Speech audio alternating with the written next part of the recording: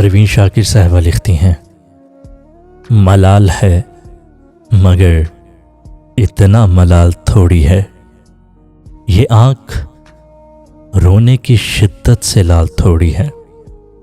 बस अपने वास्ते ही फिक्रमंद हैं सब लोग यहाँ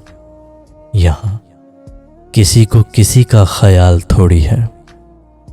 परों को काट दिया है उड़ान से पहले, ये खौफे हिजर है शौके विसाल थोड़ी है। मज़ा तो तब है कि हार के भी हंसते रहो, मज़ा तो तब है कि हार के भी हंसते रहो, हमेशा जीत ही जाना कमाल थोड़ी है। लगानी पड़ती है डुबकी उभरने से पहले, लगानी पड़ती है डुबकी उभरने से पहले, गरूब होने का मतलब ज़वाल थोड़ी है, ये आँख रोने की शिद्दत से लाल थोड़ी है।